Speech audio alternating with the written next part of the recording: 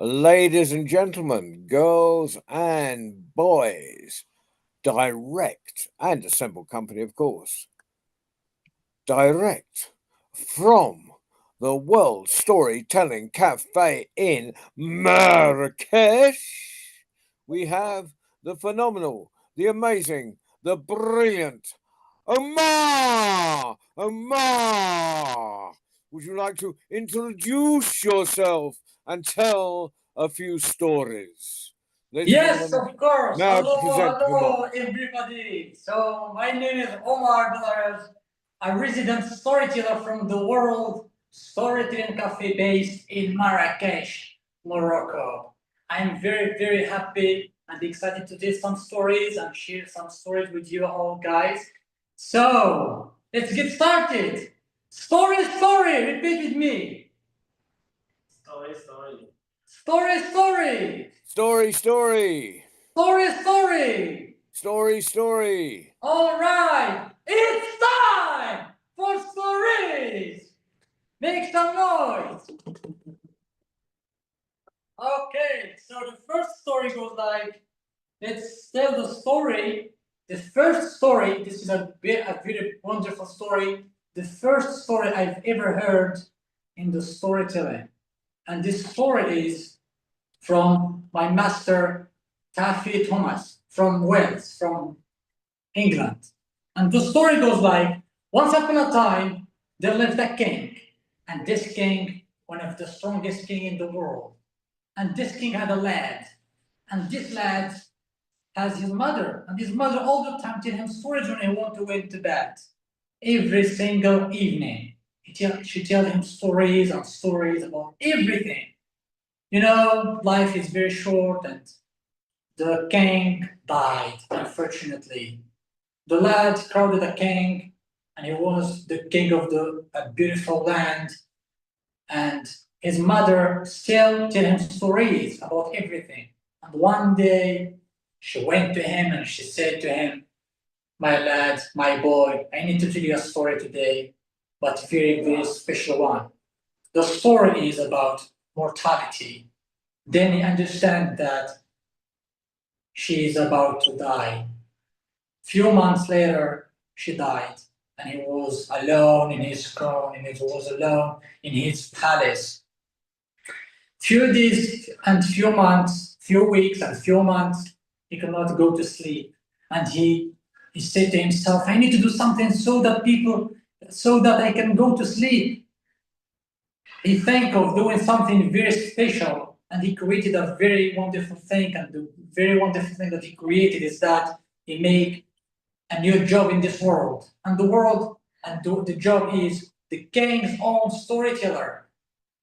There is a man who went to the souk and he said, the king needs a storyteller. The king needs a storyteller. And all the people of the stories around the globe, from Marrakesh, from Morocco, from everywhere in the world came to him. And there was a big queue and tell stories. The first one tells us his story. The king said, "Okay, so thank you for your story." The second one, the third one, the fourth one, the fifth one, the sixth one, the seventh one. It was a big number of storytellers. The first day, nothing. The second day, the third day, it was a month of telling stories. One day, there is a man working in the garden in the palace. He went to the palace, the diwan of the king, and he said to him, "Your Majesty, I have a story to tell. Am I allowed to tell that story?" He said to him, "You have a story to tell me? All right, so tell me that story." He sat in the hot chair and I tell him that story. And it was about the half of the story, the king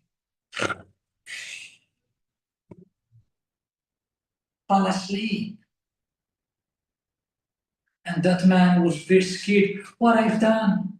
The king hasn't fallen asleep. I'm supposed to make him fun and I'm supposed to laugh and I'm supposed to be excited, but he fell asleep. He ran out of the palace. He ran to his house and he closed the door. And it was like seconds where he heard some knocks from the door. There very harshly. Open the door. The gangs want you right now. What I've done? And then he was very scared, very panicked. They bring him to the palace, and the king sitting in his throne, and he was very, very strict. And he said to him, "What have you done with me? Huh? Tell me." "No, just told you a story." And he said to him, "Yes, that's why I am telling you what is the secret." And he said to him, "I don't know. I just tell you a story."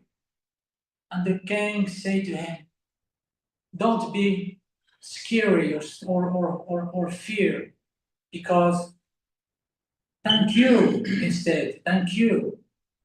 You tell me the story as my mother told it to me, and this is why I fall asleep. And guess what? All this period when my mother died, I've never fall asleep. I've never slept for this long time. So that thank you so much for your story, and thank you so much for bringing that story to me this day. And that's why the storyteller of the king, you are the king's own storyteller." And he was very happy and excited, and he had this title of the king of own storyteller, and he gained a lot of money from that job, and he was very happy, and he lived happily ever after till the end of his time. And this is the end of the first story from Tafi Thomas. He is my first Malam Tafi Thomas, and I heard that story from him in Hinna Cafe in the second international storytelling festival in Marrakesh. So this is my first story. I would love to start it with. So the second story goes like to Africa. The second story goes like to Africa, and we have very, very big relationship with Africa right now, and we have a very big relationship with Senegal, and I bring that story from Senegal, and I hope you like that story. And the story goes like, once upon a long time ago, very, very long time ago, there lived a girl, and this girl, one of the bravest girl, one of the very wonderful girl, gorgeous girl in a very small village. This girl lived in a very small village, has grandmother, grandfather, mother, father, siblings, brothers and sisters, and she has a lot of friends. All the time, Aniko, her name, spent her time playing with her siblings and her friends. And she just spent very, very wonderful time, except one day. And before that, her grandmother all the time tell her stories. Tell her stories about the masters, tell her stories about genies, tell her stories about the kings, tell her stories about a thick forest in front of that village, because they lived in nearby a thick forest. And she told her stories about this thick forest. And this thick forest, there's monsters, there's like lions, there's monsters, like they're animals. One day, there is a something bad happened in that village. There is a sickness hit that village, and all the villagers got sick. Everybody was sick, had that sickness, except Aneko. And Aneko, has two choices: whether you stay. Her grandmother said to her, "You have two choices, my nephew. Whether you stay here and you maybe got sick, or you face your destiny, and there is the thick forest, and maybe you can find different people, other people beyond that thick forest." She was thinking for a long time, and she decided to face her destiny. She ride a horse into the thick forest. The first day, the second day, the third day, 3 days, 3 nights. She was very scared, panic in the thick forest. And then the fourth day, she starts feeling hungry. And then it was 7 days and 7 nights till she heard some voices, some kids laughing. Then she went and she discovered there is a lot of children playing with each other, and there is a lady sitting in a place surrounded by children, and she tells them stories. She said to them, "Hello, negative," and negative in Wolof means "How are you?" They said, "We're fine. How are you? Where are you from? Where do you come from?" And she said, "I came from that village." And they said, "Yes, we know you, but that's a long, like this very long distance from here and there, and you cross this thick forest. You are a very brave girl." And she said, "Yes, but we have sickness in our village, so that I run from them, and I came here." They welcomed her in that village, and he gave her food, water, and she all the time play with new friends. And she would do something very wonderful all day long. She would sing for them songs in the morning, in the afternoon, and the evening. One day there is a big man came to her and said, "You are very different from us." And she said, "Why?" And he said to her, "Look at all these kids. Look at all these people in this village. They have all long necks. But you don't have long neck, as we all have." "Yes." And she was stuttering, and she would stutter. And she said to him, "Yes, I don't have long neck, but instead of that, but I don't have any place to go." He said to her, "Go back to your place." The thick forest is waiting for Aniko again. She rides her horse into the thick forest. She was living there for 3 days and 3 nights. She spent that days. She was very scared and panicked. Till one day, people in that village would do something great. All gathered in a place, in a center of the village, and they would do something very wonderful. And then what they do? They all gathered and they would sing for her, because she sang for them all the time, and now it's time to them to sing for her. And they all gathered and said, and they would sing for her. And the song it's like this. Aneko ne sawane, Aneko ne sawane. That means, "Oh, Aneko, please come back, please return." Aneko ne sawane, Aneko ne sawane, Aneko ne sawane, Aneko ne sawane. "Aneko, please come back. Aneko, please return quickly." She would listen, and she would ride her horse, and then very fast, and she would say, "Yes, I am back. I am back. I am here. But there's a man who hates me here, and he don't want me to be here anymore." And all one voice said, "Who's that man?" And she said, "That man." And she pointed a finger to him. And then all the people and the big man in the village, a very wise man, came to her and said, "Even though you are not like us, even though you don't have long neck as all we have here, but instead you belong to us. You are part of us." And this is the message of that village. This is a message for all the world. Even though we are all different, everybody is different from each other, but we need to be as that village and to accept our differences and to live together in peace, because this world needs peace more than ever. And this is the story of Aneko from Senegal.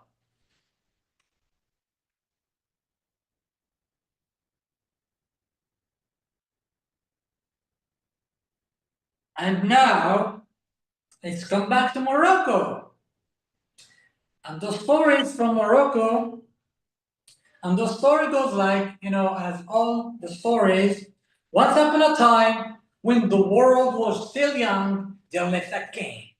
And this king, one of the bravest king, one of the strongest king, one of the famous king in this world, have has everything that you can imagine in this world. Everything. He is very famous, he's very powerful, he's very wealthy. And this king has a best friend. And his best friend has a nickname because all the time, whatever you say to that man, whatever you say to him, all the time remarked and said, okay, it's good. So that all the people in that land give him that name. It's good. It's all good. So if you want to call him, you don't call him Muhammad, you call him it's good, and he will say, yes, I'm here. One day the king has something, has a situation. He went to his garden and he has a right-handed dagger and he tried to cut a bamboo. And it was something like this. Bismillah, Bismillah, Wassalam, alayka Rasulullah. 1, 2, and he cut his finger off and he was shouted and shouted, oh, my finger off. I cut my finger off, I cut my finger off. And all the doctors around the globe came to him and then said to him, Your Majesty, what's wrong? What happened to you? I cut my finger off, I cut my finger off.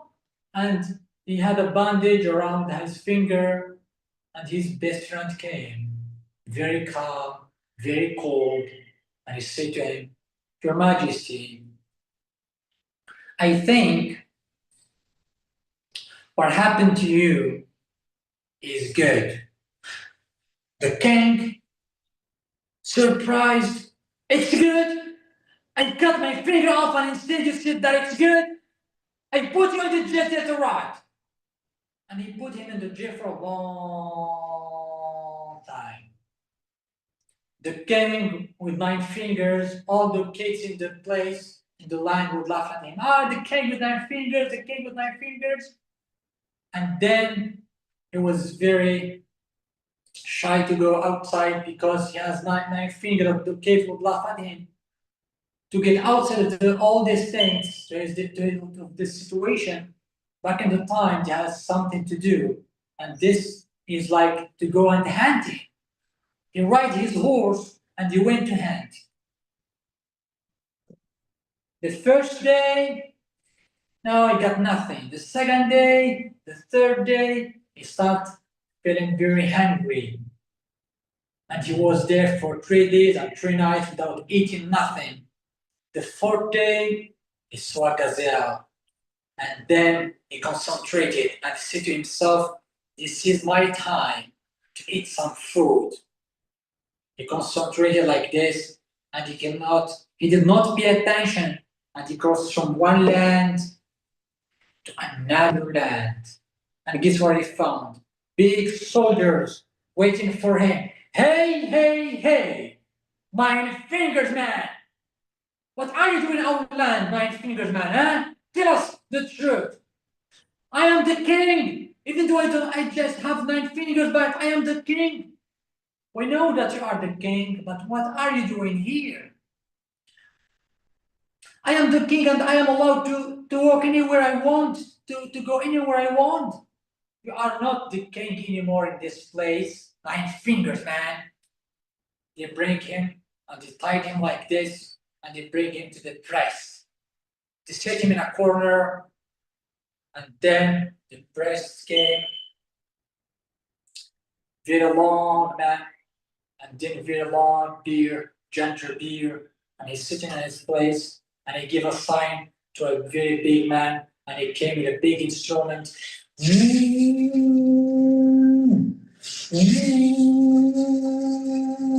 And all the people on that land came and gathered, and he have like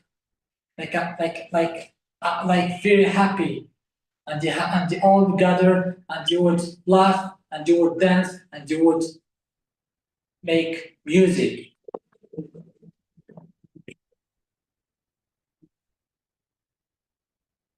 And they were very happy and excited. There is a big man came. The press said that big man came. 1, 2, 3. Off of his head. The king understand what had happened and he will start crying. I cut my finger off, but now he would cut my head off. This is the end of my life, said the king. And the big man get closer and closer and closer to the king. Said one, they pressed. 2, 3, stop! And the big man threw that sword in the ground and said, why will he stop? This is what we do if we find a stranger, off of his head. The priest stand up like this and he said to them, no, that man. Because look at his body. There is something messed in his body. And everybody said, we don't see nothing. And they said, there is something messed in his body. His finger. We cannot sacrifice someone who is messed in his body to our Lord, to our God. Oh, forgive us, God, forgive us for this mistake. Then the king kissed his finger and he said, it's good. It's good that I cut my finger. And he was very happy. And the priest said to them, give him all his things, his horse, and give him food and drink, and come back with him, tell him rich his place in the palace, and bring and come back to me, and never ever bring a man who is messing his body anymore. Understood? Yes, we understood. Understand. Then they bring him to the priest, to the place, to his palace, and to give back to him. And the first thing he did, the king went to his best friend. It's good. He opened the door of the prison, and he said, my best friend, I'm really sorry that I put you in such situation like this for this long time. I'm really sorry. So, what do you want me to do for you? It's good say to him, no, nothing. I think my experience spending here in the prison is good. What? Said the king, it's good? You are in the prison for this long time and you say that it's good? And he said, yes, but tell me about your story. And he told him the story. And he said, your story as well is good.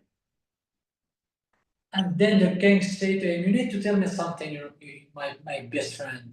Tell me what is the secret behind this all. It's good all the time. And he said to him, it is the thing, your majesty.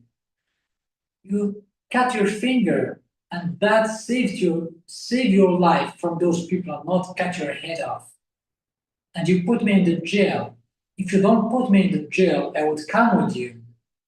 And those people would let you go, and you would never let me go because I'm complete. They would just off of my head. The king understand what is happening, and he says, yes, my best friend. I give him a hug. And he says, yes, my best friend, that's good. That's good. That's good. And the king with his best friend, it's good, lived happily ever after till the end of their time. And this is the end of the story from Morocco. Okay? I've heard the same story from 2 girls from UK, and they have another one from China, and they have the same moral and the same character of the story. The same, like the first one, it is like Gamzu Lituva, and the other one is from China.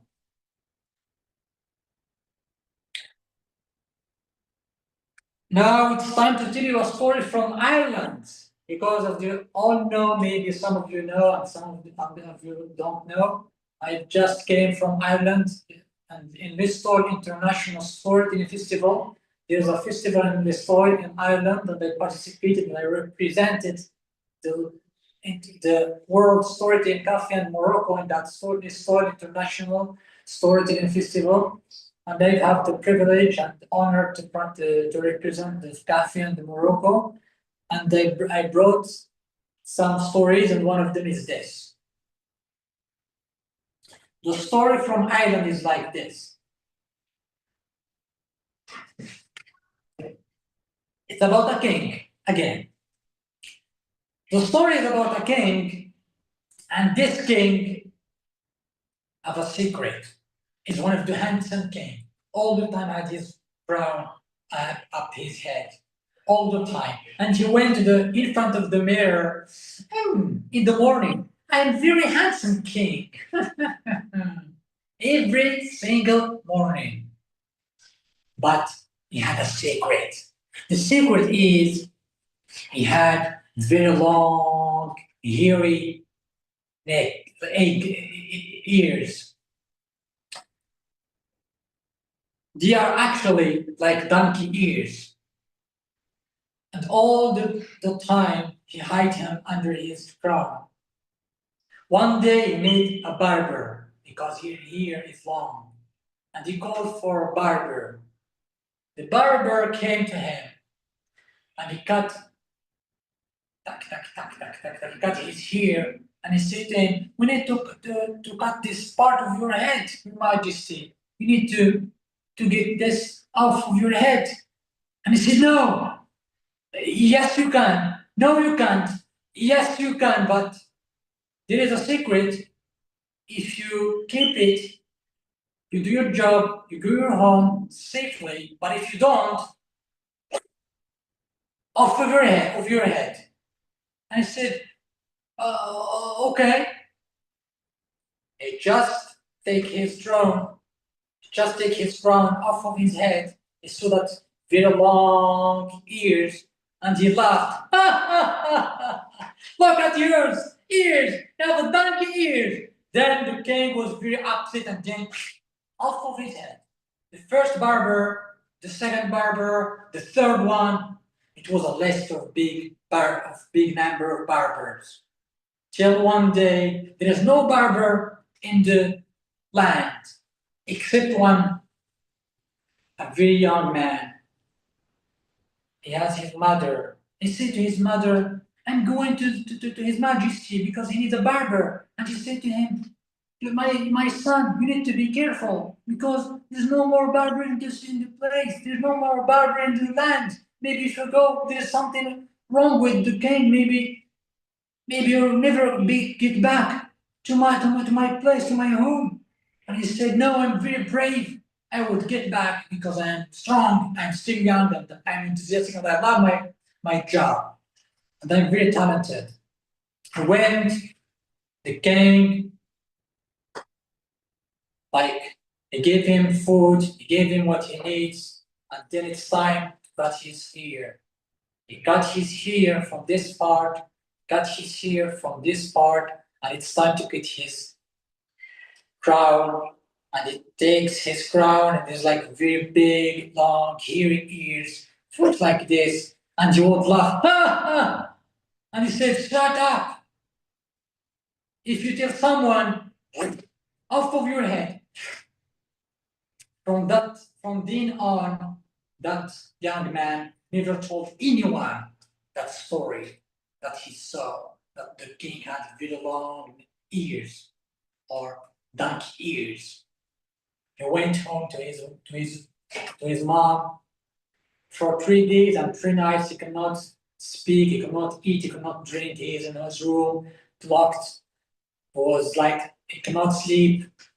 And his mom went to a lady, a very wise woman, and she said to her, my son, he cannot eat, he cannot sleep, he cannot see a word. What's wrong with him? I don't know. She said to her, maybe he hides some secret in his heart. And there is only one thing to keep him alive, is that not tell that story or that secret to a living man or living person.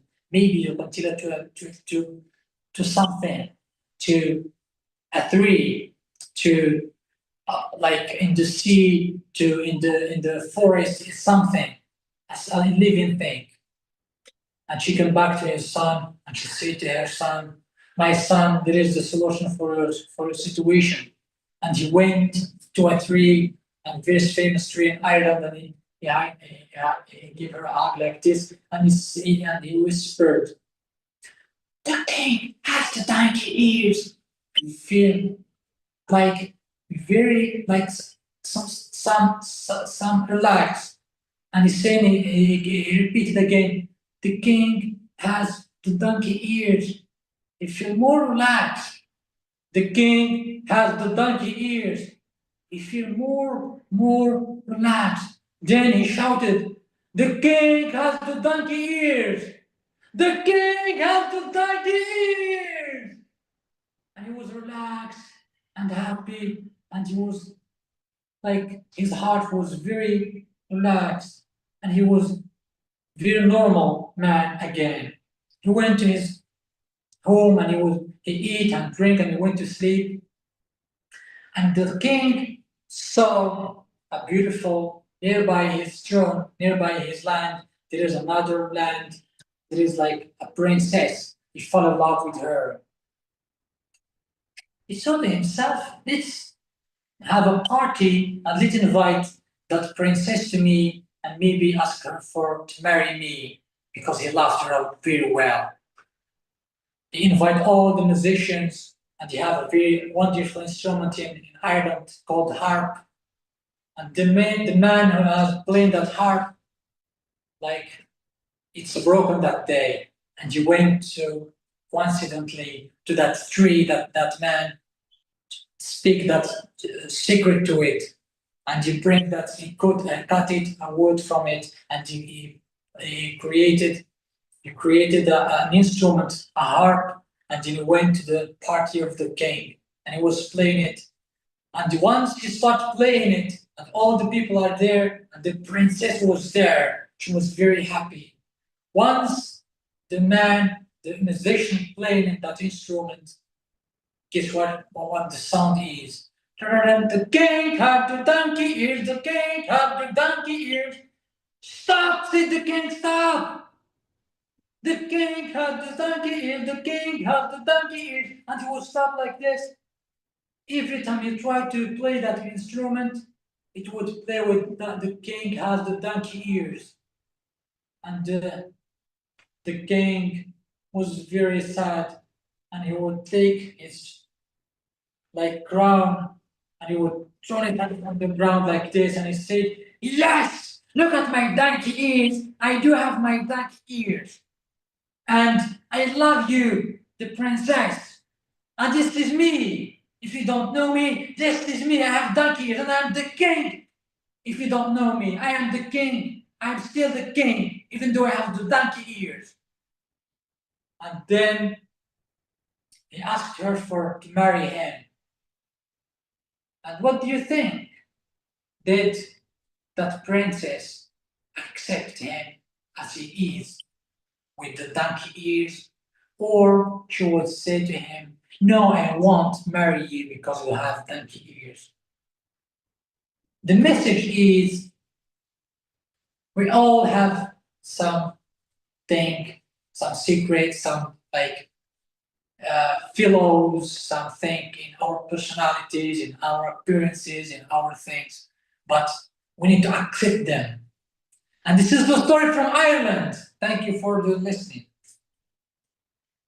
And now, let's go back to Morocco, and maybe it would be the last story, if you don't mind. It would be the last story from Morocco.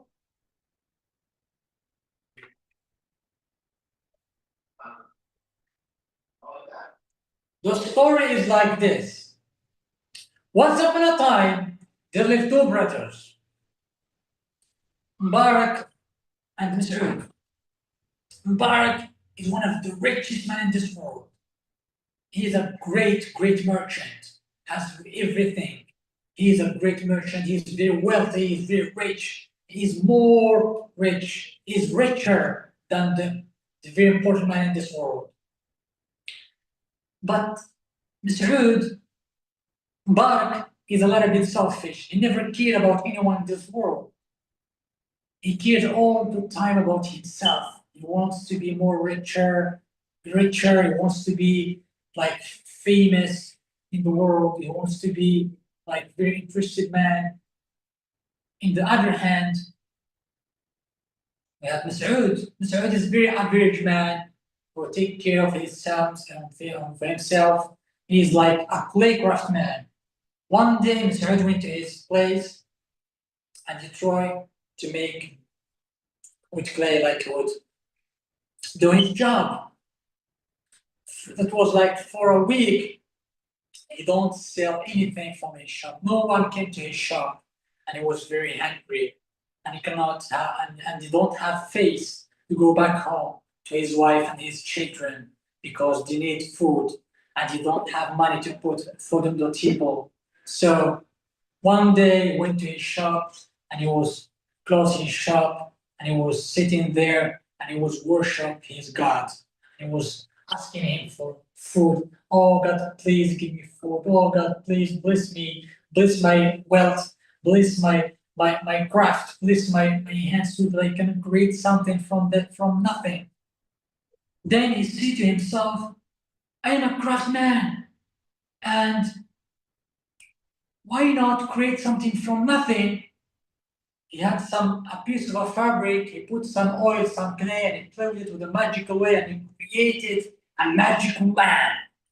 And he was happy and excited. Yes, I made a magic lamp. I made a magic lamp, and he was happy and excited. And then he had a lot of ideas in his mind, whether to go to the souk and buy and sell that magic lamp to people. Maybe you want to go to the souk, maybe you can do something else. And he had magical idea, and he bring it to the king, to the sultan as a gift. He went to the sultan's palace, knocked the door. There is a guardians right there. Where are you going? I have magical lamp for His Majesty. I have a magical lamp for His Majesty. Your Majesty, I have a magical lamp for you. I am a gift giver. I have a gift for the sultan. The sultan heard about him and he said to him, let that man in. Yes, he went in and he went to the sultan's palace. He went to the diwan. Your Majesty, I invented this magic lamp. And he gave it to him. He put it on the table like this. The king saw that magical lamp and he was very happy and excited. Wow, this is a magical lamp. I've never seen a magical lamp in my whole life. And you've done it. This is wonderful. And he said to him, yes, this morning I invented and I'm giving it to you as a gift from me. From you, you give me a gift. Then the Sultan was very generous and he gave him a lot of money to be one of the richest men in the world, to be richer than his brother, Mubarak. Mubarak heard about the story. What? My brother got a lot of money from the Sultan and I'm his brother and I am the Sultan is my friend and now I need to do something so that I'll be richer than my brother, Masood. He went and he said everything to his name. I mean it, everything to his name. And he created a very, very big golden crown. And he went to the Sultan's palace and he put it on the table and said, Your Majesty. The king said to him, You are a friend of mine. Money you have, power you already have. So what am I going to give you, Mubarak? And guess what he gave him? He gave him that magical lamp that his brother gave it to him at the first place, and he was very, very upset because it's in a way between us. It's just a simple lamp because the king wants to help Saud. He gave him that magical lamp, and he went back home to his wife and he said to her, "No money anymore. Nothing. I just had this magic lamp. I want to sell it in the market to sell it in the market, and I will figure out how much money it would get me, and I would buy some food maybe. If not, I don't have money to feed you, to feed myself." 3 days, it would. There is a knock from this door, and the man who is knocking is his brother, Mr. And Mr. said to him, Open the door, my brother. He opened the door and he said to him, here I am your brother. And I have money now. You have money already in a certain age of your life, and I was in need, and you didn't help me. But now you need money, and guess what? I am giving you half of my fortune to you to help you, my brother. Because Morocco, our brothers are like this. We all the time help each other. We all the time be support each other. All the time. So that he said to him, thank you, my brother. And he gave him a big hug like this. And he said, thank you, my brother, for this. Thank you for helping me. And then they would go and live happily ever after till the end of their time. And this is the end of the story of two brothers from Morocco. So there is a story. I don't know if it is. It's still time to tell it from Tanazir. It's called Late Mass. If not, I would just tell like the what we call in storytelling helicopter scenes, or just the main scenes of the story, not about the details of the story. You've got time, Omar. You've got time. Okay, so the story is from Morocco. It's from my native language, my Tamazight, my Tashlahit in particularly. And the story is like wonderful, and even though it's like okay, I'm telling you the story. And it will be the last story from today, inshallah. Bismillah. Wassalam alayka Rasulullah. Once upon a time, there lived a girl, and this girl has a name is Tleitmes. Tleitmes in Tamazight means has siblings. Tleitmes lived in a very small village called Okhriben. And Okhriben is a very small village nearby Lalatakar coast in the Hus. Tleitmes has no brothers, no sisters, even though her name has brothers and sisters, but she has nothing. She has no brothers and sisters. She has only mother and father. Her father, her relationship with her father is like very normal relationship, like with like a little bit of respect and a very normal relationship. But her relationship with her mother is more than just mother and girl and daughter. Is more than respect, is more than friendship, very intimate relationship. You know, one day her mother got sick. For 3 days and 3 nights, she got sick very well, you know. And then it was Sunday where people go to the souk. Her father Hussein went to the souk, and her mother Fatima was asleep in her chamber. Tleitmes woke up in the morning and he went. It was like in the morning, it was 8 in the morning, it was 9 in the morning, it was 10 in the morning, and she would wondering, where is my mother? It's time to wake up, but it's not today. She knocked on the door of the chamber. The first time, second time, the third time.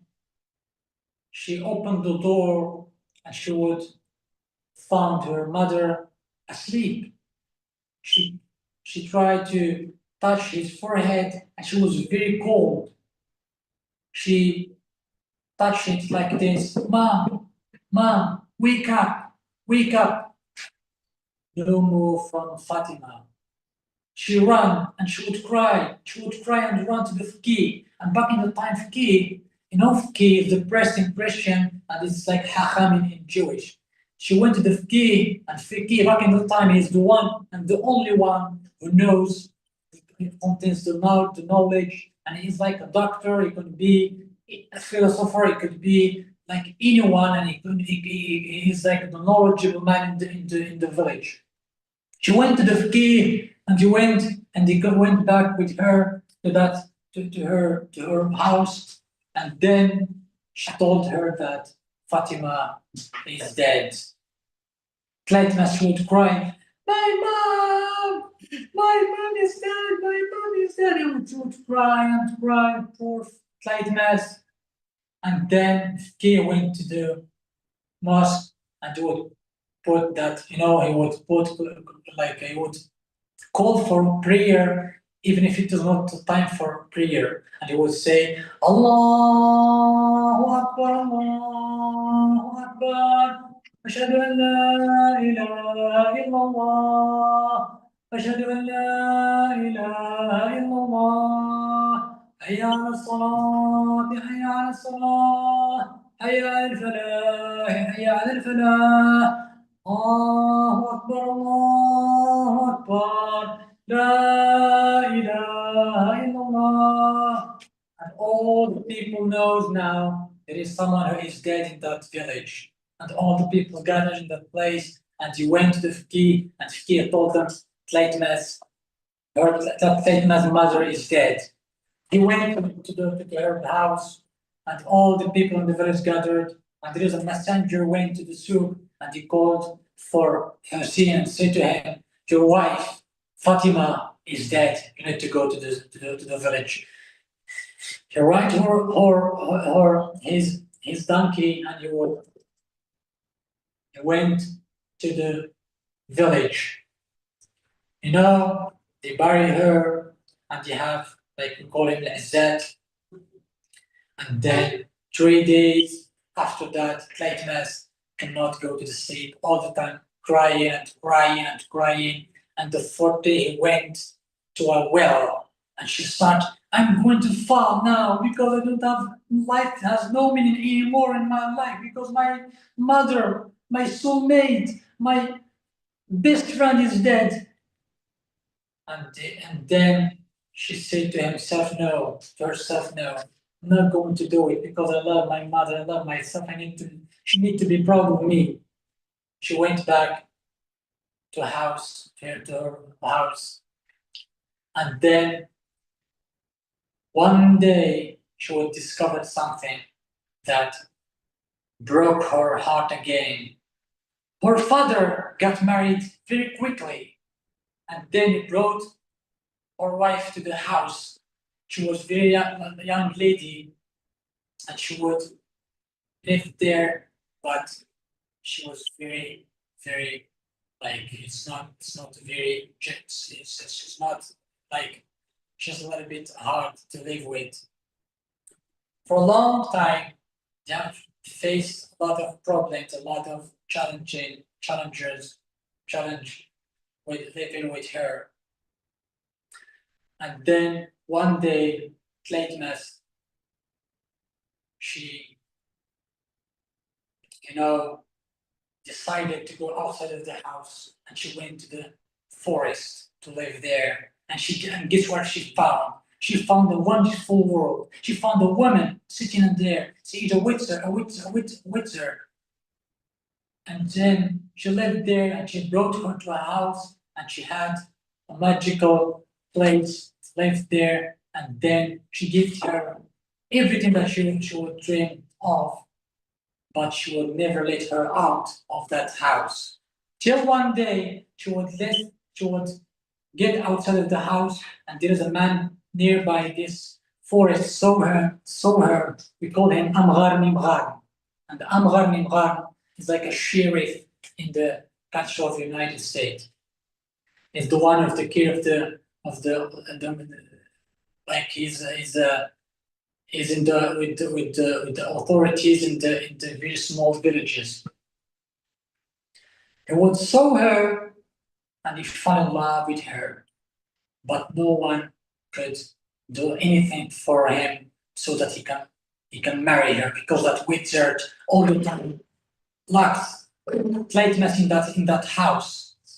One day he went and he knocked the door, and this wizard came out and he said, "What do you want? I know and I can read your ideas. You would never marry that woman, that Tletmas." And he said to her, "Why? I have the authority and I have money and I can give you all the money that I have, I can give you all the authority that I have. I'm going to go out of that village because that woman, Tleitmas, worked a beautiful life. Then she said to him, no. The first day, said no. The second day, said no. The third day, said okay. But it's not just going to give me money and authority, but you would go outside of that village for the rest of your life. You will never go back here. You need to forget your title as a Mgharni Mghar. You need to forget your house. You need to forget everything here and go somewhere very far away from here.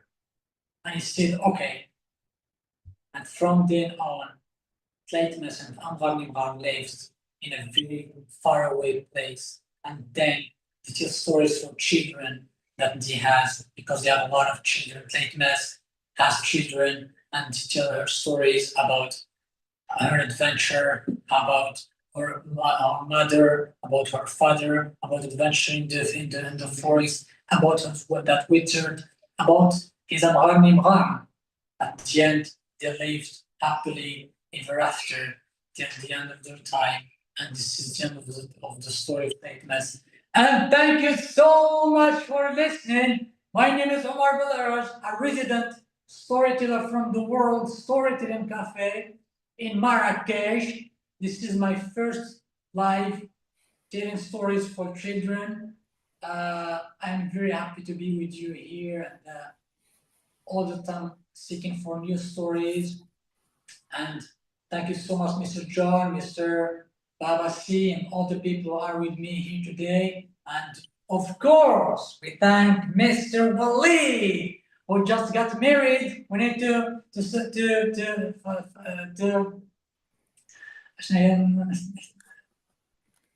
just got married like a week right now. Yes, Walid.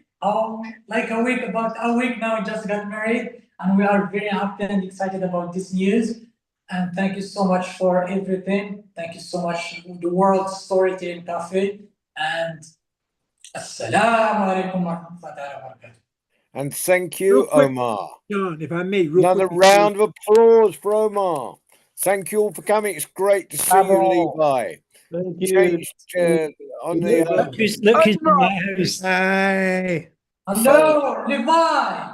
Good to see you. Great telling, Omar. Good to Thank see you so all of much. you. Thank you. hasn't he grown? I'm having a proud papa feeling. This is, I mean, every time I hear Omar, it's like it's so much more. And I'm so proud of him. Like I said, I know I'm not his dad, but I'm having a proud papa moment right now. Okay, Sure. fantastic. And I couldn't agree with you more. But right now, we've got an exciting weekend coming up on the cafe at 10 o'clock tomorrow morning, UK time. Waleed, I'm sorry to do this to you. You're having to open the cafe early and get up there, whoever's turning on this show. But 10 o'clock, we're relaunching our International Young Tellers. So that and Yasnami is going to be back with us, I think. And that will please Baba C. And there's and I've done it 10 o'clock in the morning, so people from Australia and the Far East can come in. I haven't publicized it that much in Australia, but maybe in the coming months it will happen on the first Saturday of every month from now on. And then Sunday, it's our worldwide story round. And I'm hoping there'll be someone on there that I lost touch with and forgot that existed. I didn't forget she existed, but I didn't know how to get hold of her. And it was her birthday yesterday. And it's a storyteller from Louisiana called Angela Davis, not that Angela Davis, but she is. But Babasi will have another African American on the storytelling cafe. So, but I had a long talk with her yesterday. So I'm hoping she'll come to this Who's that? this